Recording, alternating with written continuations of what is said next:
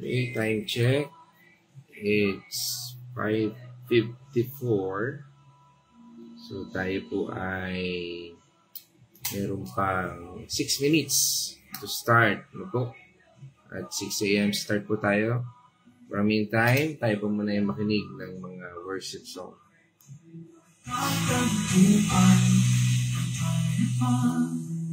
Di maipaliwan kailanman. Ikaw ang aking Diyos, magpakailanman.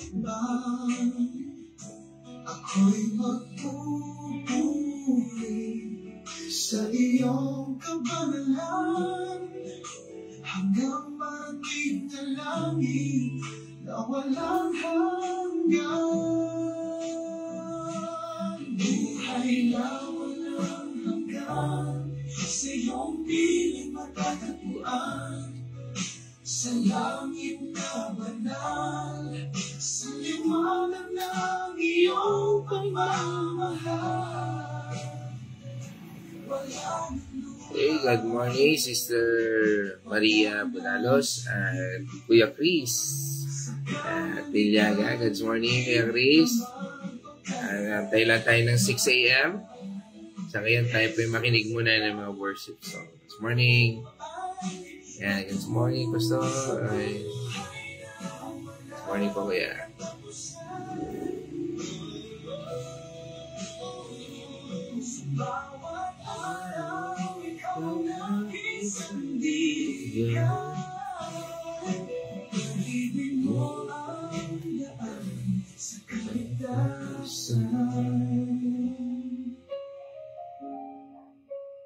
Buhay na walang hanggan, sa iyong piling matatagpuan, sa langit na panahon, sa liwanag ng iyong pagmamahal. Okay, last 2 minutes.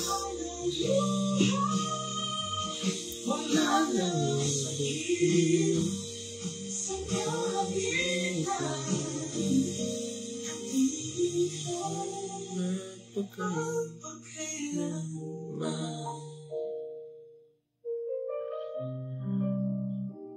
Sa buhay na walang hanggan, ako'y magdadala sa iyong presensya, Panginoon, walang wakas.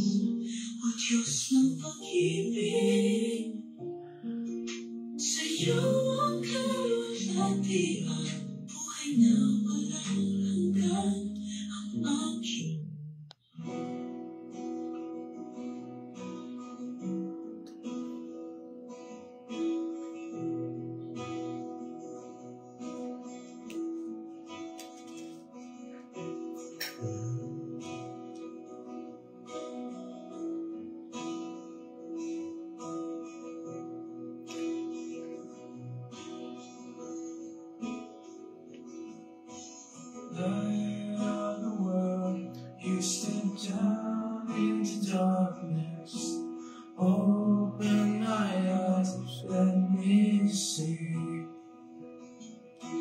Believe that it's hard, adore you.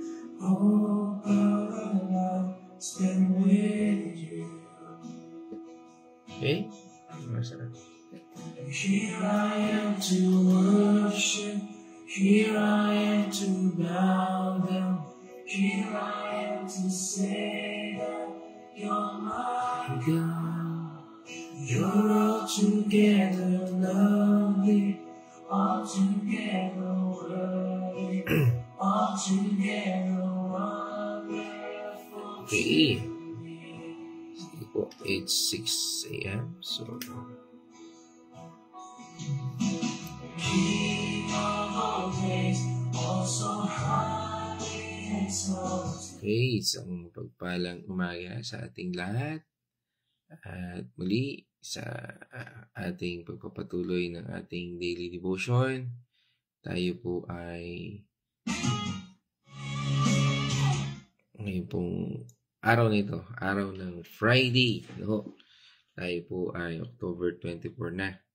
Isang araw na lang, birthday na ni Kuya Chris, tama ba? No, yan. Siya rin ang ating kauna-unahan ngayon, no? At ngayon po araw nito, araw ng Friday, October 24. Usapan po natin ang talata mula po dito sa John 14 verse 6. At tayo po ay pag-usapan natin itong talatang ito. At pamagatan po nating truth that sets free, no? How Christ's identity transforms us. No? Okay? Sa ating pong pagpapatuloy, tayo po ay sasamahan ng aking partner para po basahin ang talatang ito. At tayo po ay pangunahan sa pananalangin. God's morning mga kapatid. Tayo po ay babasa sa John 14 verse 6. Sumagot si Jesus, "Ako ang daan, ang katotohanan at ang buhay. Walang makakapunta sa Ama kundi sa pamamagitan ko." Tayo po ay manalangin. Lord, hallelujah. Purihin ka, Panginoon, sa aming pag-aaralan ngayong araw na ito. Panginoon, samahan mo po kami, bigyan mo po kami ng kalinawan, knowledge at wisdom sa pamamagitan ng iyong banal na Espiritu upang sa ganoon itong aming matutunan ngayong umagang ito ay aming malakaran at aming isa puso, Panginoon, tumimo sa aming puso. Ito po ang magiging sandata namin sa gawa ng kaaway na nasa paligid namin. Patuloy mo pong palakasin ang aming mga katawan, Panginoon. Patubayan, bigyan niyo po ng magandang kalusugan ng bawat isa. Maraming salamat po, Panginoon, sa patuloy na pagre-reveal mo sa amin ng katotohanan. At ito pong mga katotohanan ito ay aming pangahawakan, Panginoon. Maraming salamat po, Panginoon, at ang lahat po ng aming mapag-aaralan ay aming itinataas at aming itinataas sa pangalan ng inyong anak na si Jesus. Amen. Amen. Okay, praise God. At sa atin pong paksang ito, siguro may ilang beses na rin natin itong naipaksa, ano. Sabi nga, ano, Jesus said to him, "I am the way," sabihin, the only way to God and the real truth and the real life. And no one comes to the Father but through me. No, dito ho sa ating talakayang ito, sa John 14, ito po ay bahagi ng, alam naman po natin, it's a farewell discourse ng ating Panginoong Hesus. At ito ay yung kanyang pamamaalam sa kanyang mga alagad bago po ang ating Panginoon ay ipako sa krus. No? Ito po ay isang mahalagang sandali na kung saan binibigyan po ng ating Panginoong Hesus ang kanyang mga alagad ng pangako at pag-asa sa gitna ng kanilang kalungkutan at pagkalito. No? Ang mga alagad po ay nung time na yun po ay naguguluhan, no? At natatakot, no? Dahil sa sinabi ng ating Panginoon Jesus na aalis na siya at pupunta na sa Ama. No? Ano nga ba ang mangyayari noon? Ano? Kung tayo rin naman siguro ang nasa katatayuan ng mga disipulo, paano kami? Parang gano'n, di ba? At sa ating buhay ngayon, maaaring nasasabi natin, no? paano kami, Panginoon, sa mga sitwasyon na tila ba para tayo ay naguguluhan, hindi natin malaman kung saan tayo, anong gagawin, no? At sabi nga, dito sa puntong ito, ang mga apostol ay hindi nila maintindihan kung saan siya pupunta, no? At paano, sila makakasama sa ating Panginoong Jesucristo.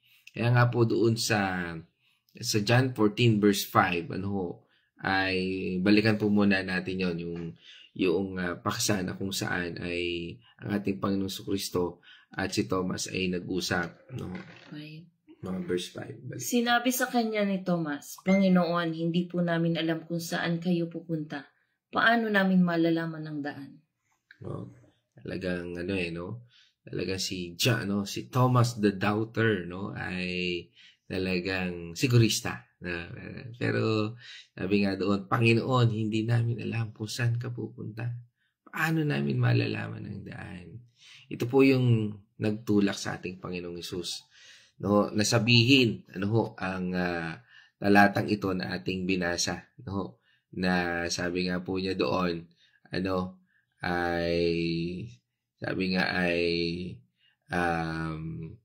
kaya nga po siya ay nakapagpahayag na I am the way, the truth, and the life.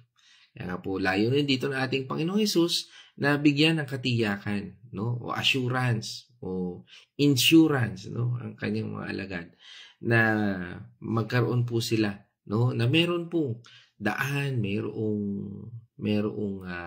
merong plano ang Diyos, dito. At mismo ang ating Panginoong Hesus, kasi na-encounter nila na naranasan nila, nakilala nila ang ating Panginoong Hesus, Kaya nga po, ito yung nagtulak na sinabi ng Panginoon, ako ang daan, ang buhay at ang katotohanan. Na kung ikaw ay merong Kristo, naniniwala sa ating Panginoong Kristo, yan na po yung iyong policy. Kung pag-uusapan po natin ng insurance, di ba? Sa insurance, kinakailangan, di po ba? Meron kang kontrata at yan po yung policy. Yan yung kontrata na yan.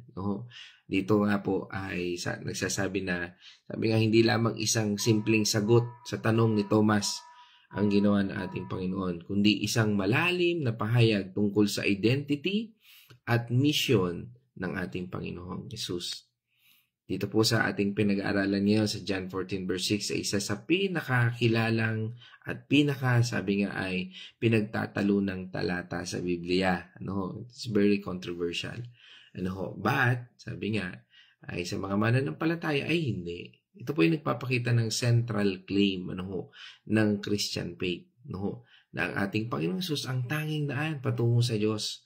Sa madaling salita, ito pong talatang ito ay hindi basta-basta talata.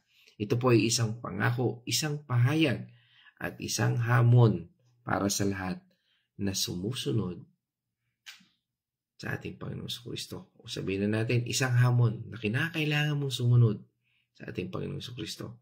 Ito po ay nagbibigay sa atin ng katiyakan na hindi tayo nag-iisa sa ating paglalakbay. Ano man ang iyong kinaharap, may plano ang Diyos sa buhay mo. Kahit sa gitna ng paghihirap, kahit sa gitna ng sakit, pagdurusa, lagi po may plano ang Diyos. At mayroon tayong daan patungo sa Diyos sa pamamagitan ng ating Panginoong Hesus. At i-breakdown po natin ang talatang ito. Sabi nga po doon, I am the only way to God. O ako, ang tanging daan patungo sa Diyos, sabi niya doon. Ibig sabihin po nito na ating Panginoong Hesus lang ang paraan para makalapit sa Diyos. Wala nang iba. Wala nang kung ano-ano pa yung ating dinadaan, kung sino-sinong santo-santita ang ating nilalapitan. Wala na po. Ating Panginoong Hesus lang.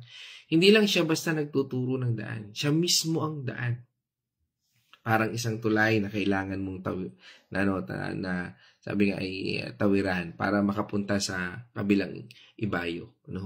At sa bawat mananampalataya, sa ating mananampalataya, at ayon sa ating pananampalataya, kailangan po nating tanggapin ang ating Panginoong Hesus bilang Panginoon at tagapagligtas para magkaroon tayo ng relasyon sa ating Panginoon Diyos.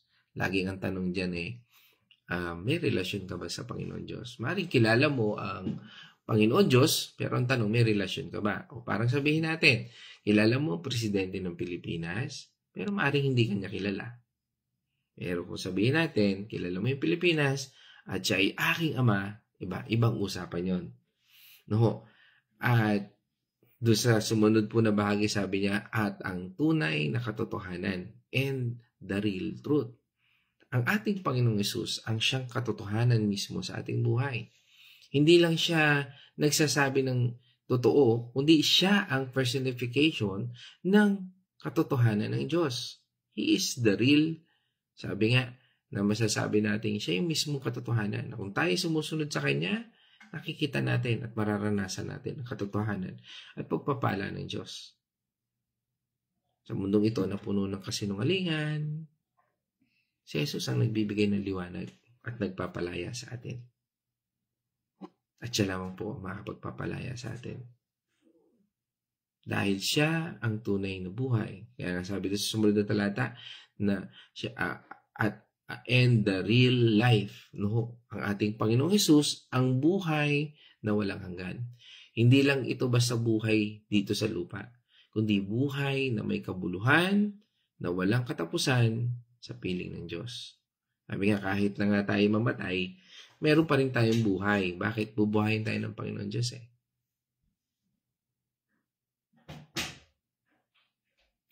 Kaya nga doon sabi rin ng Panginoon, no one comes to the Father but through me. Walang sino man ang makararating sa Ama, kundi sa pamamagitan ng ating Panginoong Jesucristo. Ito ay nagpapakita na si Jesus ang tanging paraan para makalapit tayo sa Diyos Ama. Hindi pwede sa pamamagitan ng ibang reliyon o gawa, kundi sa pamamagitan lamang ng pananampalataya natin sa ating Panginoong Hesus. Sa isang mundo na maraming paniniwala, si Jesus ang nag-iisang daan patungo sa Diyos. Wala nang iba. Yan po sinasabi ng talata. Sabi nga, exclusive. Ito yung exclusivity ng ating Panginoong Jesucristo. Ito ay isang radical claim na nagpapakita ng uniqueness ng ating Panginoong Jesucristo. Hindi sapat na alam lang natin ang tungkol sa kay Jesus Christ. No? Sabi nga, kinakailangan po nito na meron tayong personal na pananampalataya. Gaano ba kadalas ang ating pakikipag-usap sa Panginoon? Ano ba ang relasyon natin sa Panginoon? Kakilala? Kaibigan? Kapatid? Alin kaya doon?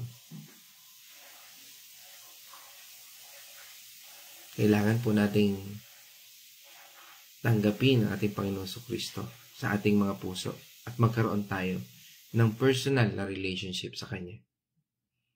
Hindi yung sabi nga ay siya ay pastime lang natin.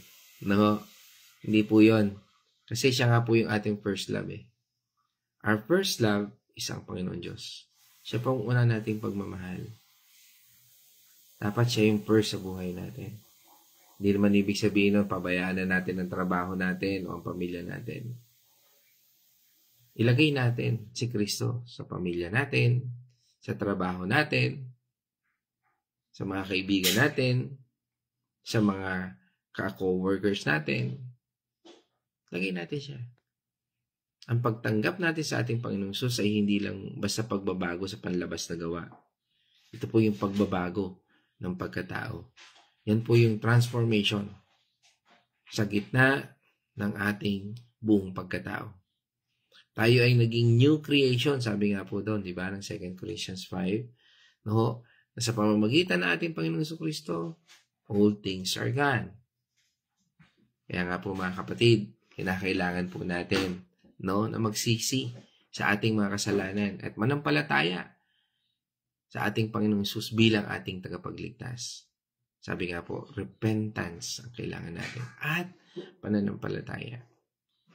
Pagsisisi sa mga kasalanan na ating nagawa. Pagsisisi sa mga kakulangan natin sa ating Panginoon Diyos at pananampalataya na tayo ay Kanyang patatawarin, tayo ay Kanyang tatanggapin, tayo ay Kanyang kakalungin, tayo ay bibigyan niya ng lakas, tayo ay Kanyang pagpapalain. Sundin po natin ang anumang utos ng ating Panginoong Hesus o pinag-uutos ng ating Panginoong Hesus. Ipakita natin ang pagmamahal sa Kanya sa pamamagitan ng ating mga gawa. Ito po yung pamumuhay ayon sa kalooban ng ating Panginoong Kristo. Sa atin bang mga pagkilos, mga ating ginagawa ngayon, yan po ba ay sa tingin natin ay kalooban ng Diyos?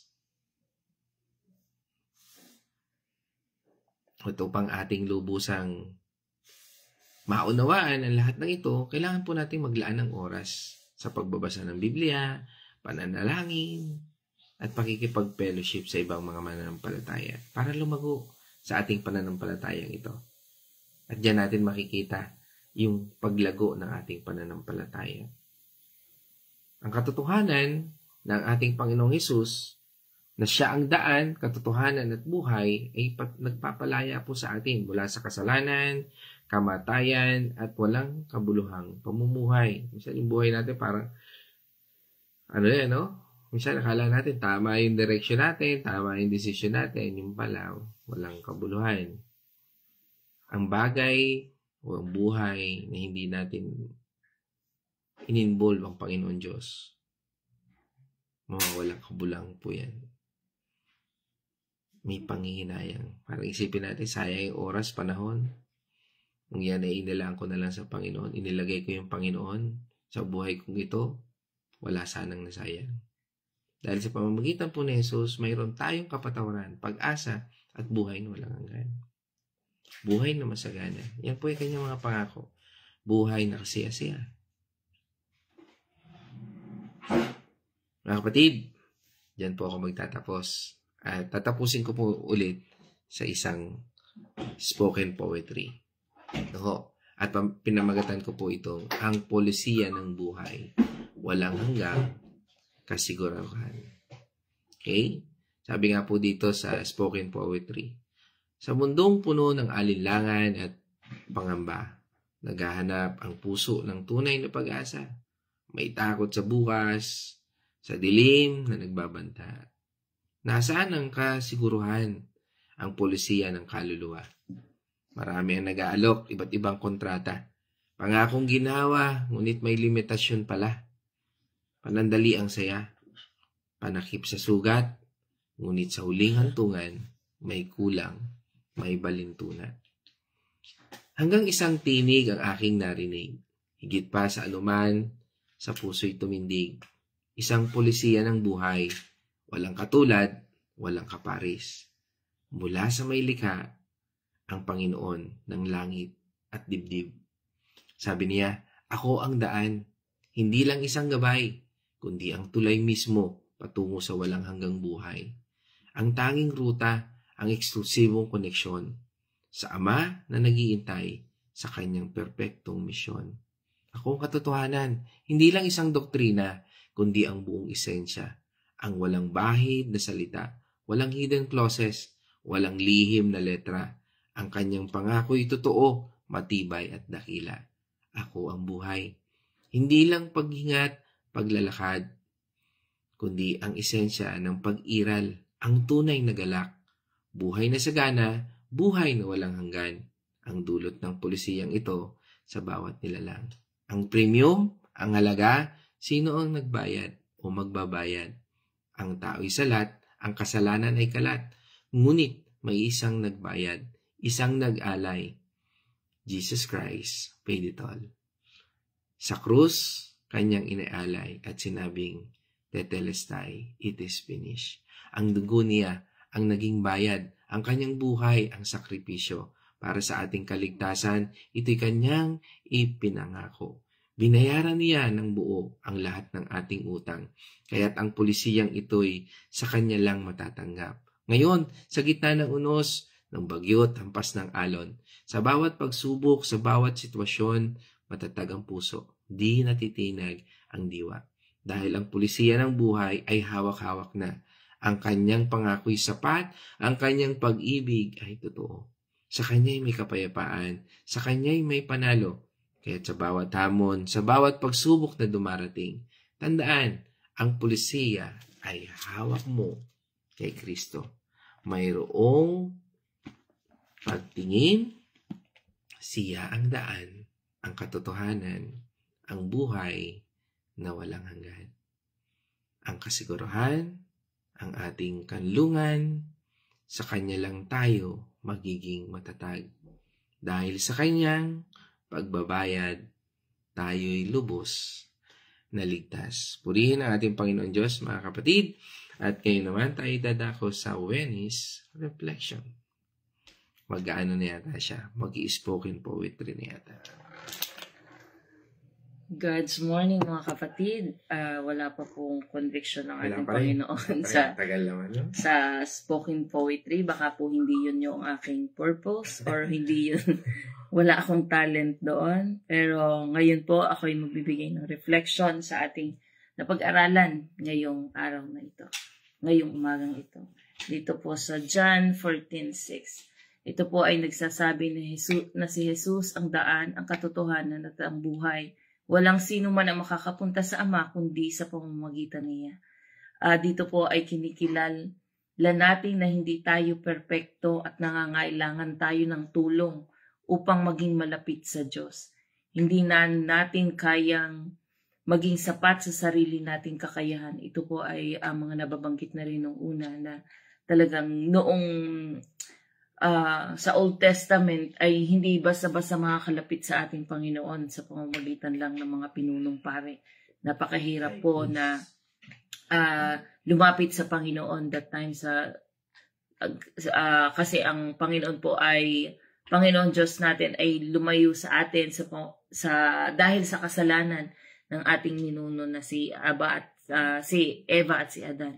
So kung tayo po ay may kasalanan, tayo ay may gustong sabihin sa Panginoon, tayo muna po ay dadaan sa pinakapinunong pare upang mag-alay ng ani or matatabang tupa. Nang sa ganon ay tayo ay kausapin ng Panginoon. Pero sa pamamagitan po ng ating Panginoong Diyos na si Hesukristo, hindi na po natin hindi na natin gagawin yung mga bagay na yun sapagkat humingi lang po tayo, lumapit lang tayo sa ating Panginoong Hesukristo. Siya po ang mamamagitan sa atin. Siya ang lalapit sa Panginoong Diyos upang tayo ay kausapin sapagkat ang Panginoong Diyos ang nagpadala mismo sa ating Panginoong Hesukristo upang tayo ay matubos sa ating mga kasalanan. Kung naniniwala tayo na si Jesus ang tanging paraan upang magkaroon ng relasyon sa Diyos, sa pamamagitan ng kanyang sakripisyo sa krus, pinatawad na ang ating mga kasalanan, binigyan tayo ng pagkakataong mabuhay ng walang hanggan. So, yun po sa pamamagitan ng Panginoong Hesukristo kung tayo ay kikilalanin natin ang ating Panginoong Hesukristo na siya lang ang tanging daan. Dito po, sikapin nating sundin ang mga turo ni Jesus sa ating buhay. Ito ay nangangahulugan ng pagmamahal sa ating kapwa, pagpapatawad at pagsisikap na mabuhay ng ayon sa kalooban ng ating Diyos. Sapagkat ang Panginoong Hesukristo po ay ganun din ang ginawa sa atin. Ganun din ang ginawa niya dito sa lupa. Tayo ay kanyang minahal, tayo ay pinatawad at nagsikap mamuhay ng ayon sa kalooban ng kanyang Ama. So, ganun din po dapat ang ating gawin. Nagpunta po si Jesus dito upang maging example natin. Hindi po upang magmando lang. Siya po mismo ang dumanas ng paghihirap para sa atin na dapat ay tayo ang maghihirap.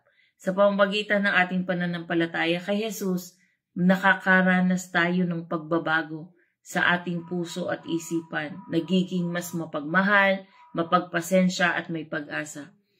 Kung tayo po ay tumanggap na sa ating Panginoon, ma-realize po natin na may pagbabago sa ating mga kinikilos, sa ating iniisip, sa ating mga sinasabi, sapagkat ang Panginoon na ang namumuhay sa ating puso, hindi yung sarili nating gawa. Tapos ibahagi natin ang pag-ibig na ito sa ating kapwa, ibahagi natin si Jesus sa iba. Ito ay sa pamamagitan ng ating mga salita, gawa at pamamagitan ng pagtulong sa mga nangangailangan. Ito mga bagay na ito ay naging example natin ng ating Panginoong Jesus na kailangan nating tularan Sa madaling salita po, itong ating napag-aralan sa 1:14:6 ay nagpapaalala sa atin na si Jesus ang sentro ng ating buhay espiritual. Sa pamamagitan niya, tayo ay may pag-asa, kapayapaan at layunin. Makakamit lang po natin lahat ito kung tayo ay naayon sa presensya ng ating Panginoon. Dito po sa ating mga pinag-aaralang ito, napaka-importante po nito. Sapagkat dito po nabubuksan ang ating kaisipan, ito po yung nagiging sandata natin sa gawa ng kaaway itong mga napag-aaralan natin ito. So yun lamang po, maraming salamat po at mag-ingat po tayong lahat. God bless po. Amen. Thank you sa iyong reflection. Tayo naman po ngayon ay dadako sa ating mga kapatid online.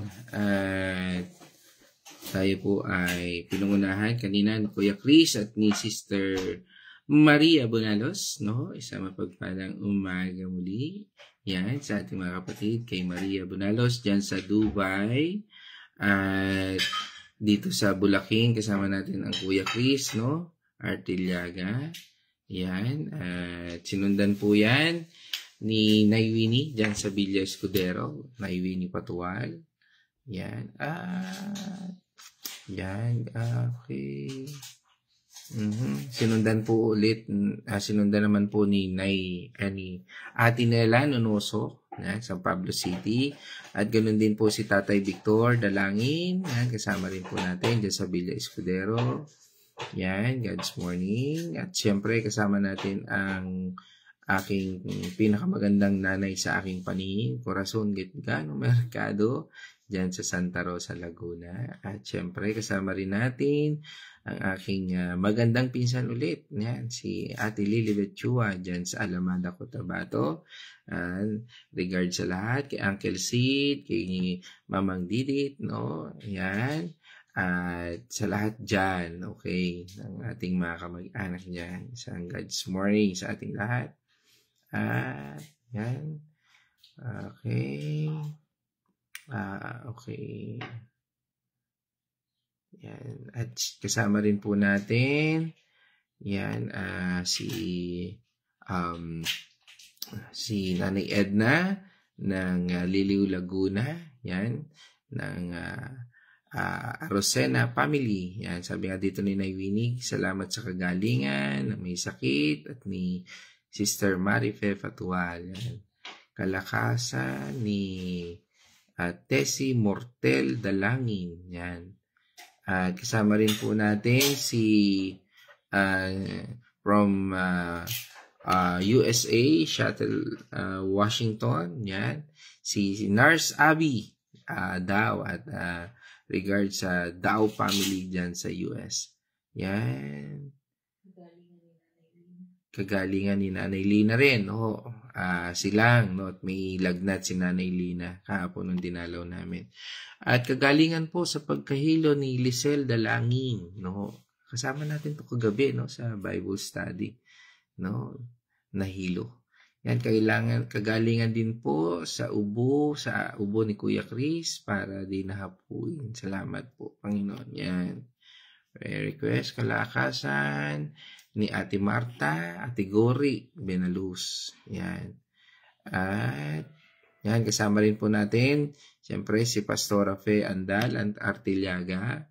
Yan, batiin natin ang Andal Artillaga family. At kagalingan sa asma ni Kuya Chris, sabi nga ni Naywini, amen. Sabi dito ni Naywini, pagkakasundo ng mga kapatiran dahil isa Diyos lamang ang ating pinaglulingkuran. Amen. Yan. Okay. Lord, your will be done. Okay. At kasama rin po natin, mula po sa Bacolod, ang Pios family. Yan, kasama po natin si Kuya George Pios. Okay. Kagalingan sa pag-ubo ni Louie. No? Kagalingan sa sakit ni Irene Artillaga. Yan, kagalingan din po ni Kyle, yung aking anak. Salamat po, Naywini. Yan. At sabi nga dito ni Naywini, salamat po sa pagmamahal mo sa aming lahat. At kasama rin natin from Cotabato City naman, Sama po natin si aking cousin, si Ate Judith Brigolet Chua. Yan. Yan po. Regard sa lahat. At yan. That's all mga kapatid. At sa atin pong umagang ito, tayo po inapagpala ng Panginoon at meron po tayong 13 na kasama natin na ating nabanggit. At ngayon po, tayo po ay manalangin. Let's all pray. Heavenly Father, we thank you sa araw at oras na ito. Kami po ay patuloy na nagpupuri at nagpapasalamat. Tunay, Panginoon, na ikaw lamang ang katiyakan sa aming buhay. Ang tanging daan, ang katotohanan at ang buhay. Kaya Panginoon, salamat sa araw at oras na ito na muli kami po ay binigyan nyo ng lakas, katalinuhan at naniniwala po kami hindi namin kayang gampanan ang lahat ng ito kung hindi sa pamamagitan ng iyong banal na Espiritu lamang. Ikaw po ang aming itinataas at patuloy, Panginoon, na aming pinupuri dahil ikaw ang Diyos na siyang nagbibigay ng katalinuhan. Ikaw ang Diyos ang siyang nangungusap sa bawat isa sa amin. Salamat sa iyong banal na Espiritu na siyang patuloy na gumagabay, nagtuturo at patuloy, Panginoon, na nagre-reveal sa amin ng dapat naming matutunan. Kaya sa oras at araw na ito, Lord, ikaw lamang po ang pinupuri, ang naming Diyos na makapangyarihan.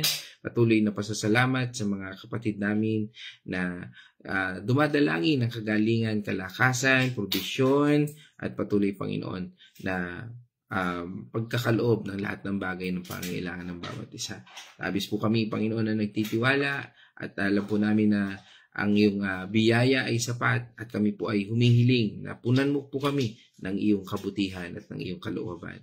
Mangyari, Panginoon, na ikaw ang magsilbi na aming lakas at ikaw ang magsilbi na magkaloob sa amin ng mga probisyon sa lahat ng aming pangangailangan sa araw na ito at sa mga susunod pa. Muli, kami po ay nagtitiwala sa iyong kapangyarihan. Ikaw ang Diyos noon, ngayon at magpakilanman, makapangyarihan Diyos, ang Diyos na nagpapagaling, ang Diyos na nagkakaloob ng lahat ng kalakasan sa aming buhay. Ikaw po ang aming pinupuri at pinasalamatan at ito po ay aming dalangin sa pangalan ng aming Panginoon at tagapagligtas, ang nag-iisang anak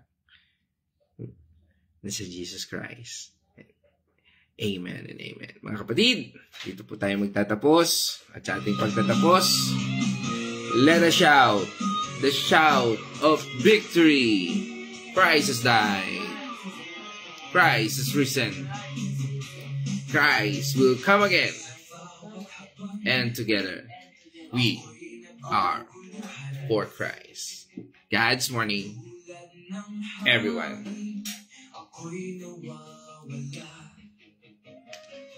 Bakit ng luhay akong tinatamaan? Lord, saan ako patutungo? Anong gagawin ko? Lord, sa bawat araw ang kaluluwa ko'y naghahanap ng sagot sa hirap ng buhay. Ikaw lang ang pag-asa. Ipinagkatiwala ko sa'yo ang aking lahat. God's morning.